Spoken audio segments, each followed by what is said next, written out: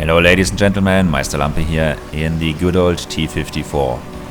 This battle took place on El Halluf in the 8.9 version of the game, so this is still the old version of El Halluf. And that was a very nice shot at the Lorraine. It's spot on.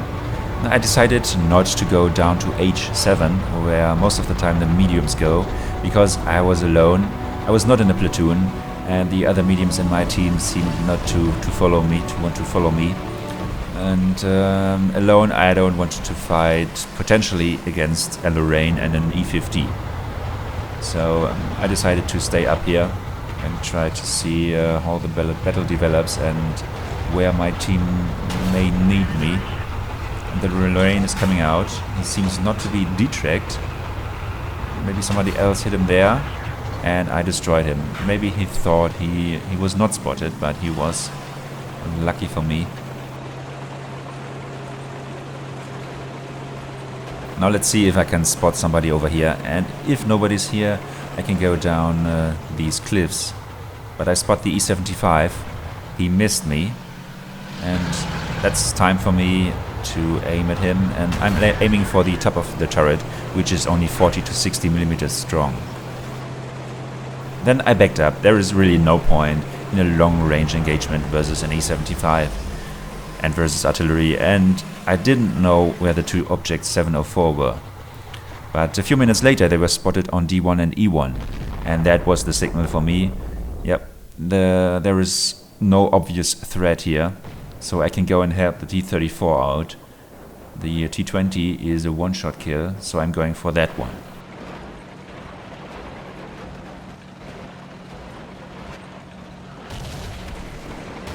And drive-by kill. Yes, I love that.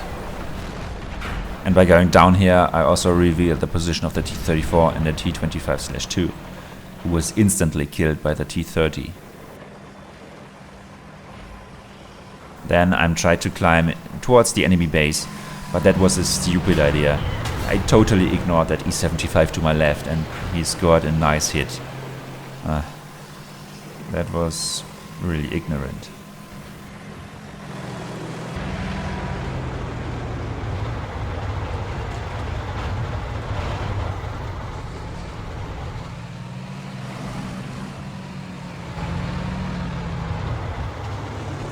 And don't forget about the T-34, which was still alive to my right. Yeah, the E-75 is just peeking over. He knows that I'm aiming at his lower glacis. So maybe that's a chance for me to kill that T-34. Yeah. Nice.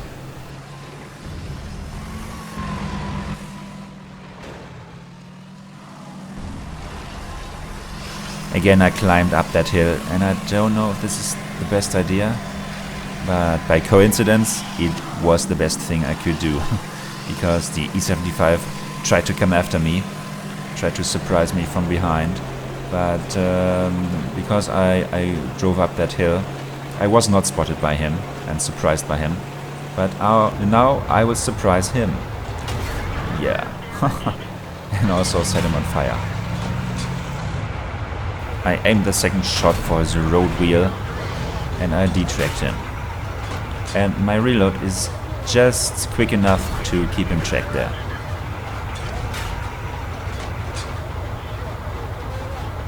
Track him a third time. Now I'm asking the team for help, but nobody seemed to be able to shoot at the E-75 in that position. So I'm going for a detrack again. And there's no incoming hits, so I decided to go for his lower glacis. Oh, it's so lovely. I set him on fire again. And he obviously is a bit disappointed about the outcome of this little duel between him and me. But there's no need to use that kind of strong language.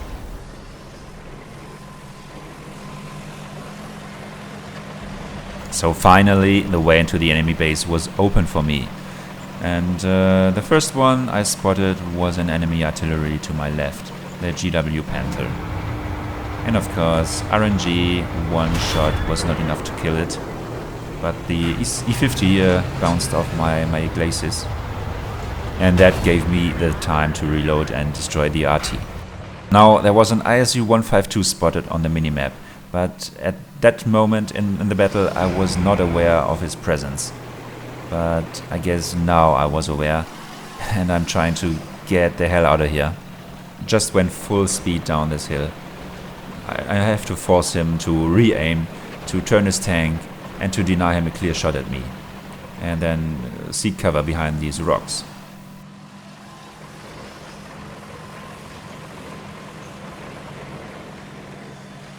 I'm not visible for him anymore, so I'm peeking out behind these bushes just for a second to re-spot him for the artillery, but he also spotted me, so I'm staying cover behind these rocks.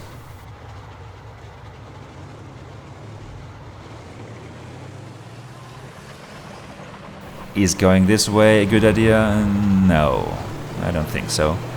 If he's peeking out again over there, he will have a shoot at my ass, and I don't want this to happen. So I waited for the E-75 to show up to distract the enemies, and then I'm climbing up this slope and try to surprise the ISU from behind.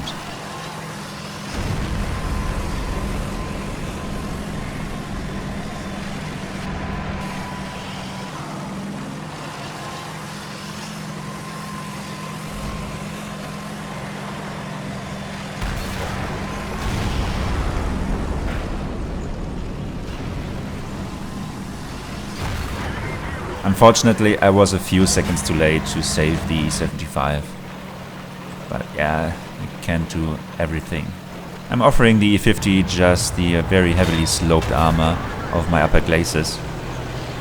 And now he's coming to ram me.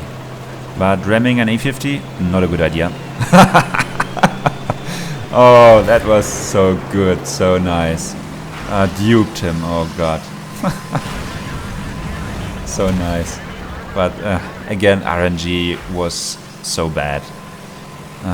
He was in the range of a standard damage roll, but of course I just landed a below average damage roll. We decided to cap because it was not much time left, and the AMX 5100 was never spotted before in this battle.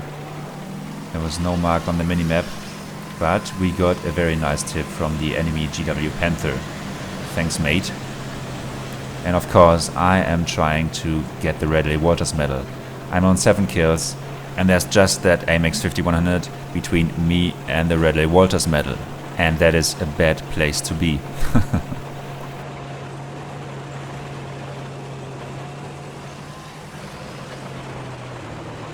There we go. You can run, but you cannot hide. I'm trying to show him only my turret, which he can pen, only with very, very lucky hits.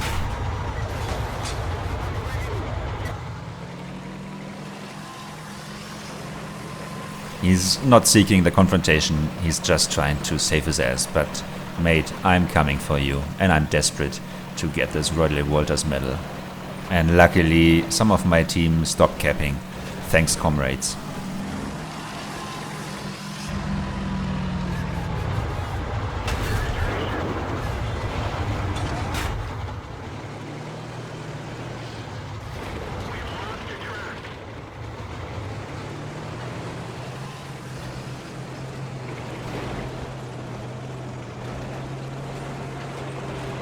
Actually, I can try to jump on him, but no. Let's go the traditional way. Let the weapons speak.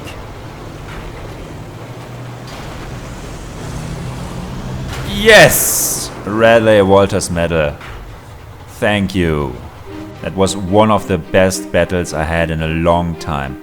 Almost 90,000 credits, Top Gun Radley-Walters, 4,800 XP doubled, that is 2,409 single with a premium account. Almost double the damage and the XP than the next best player had. You don't have this kind of battle that often, but when you have, it's so satisfying and lets you forget so many miserable defeats. And as always, thanks for watching and bye bye.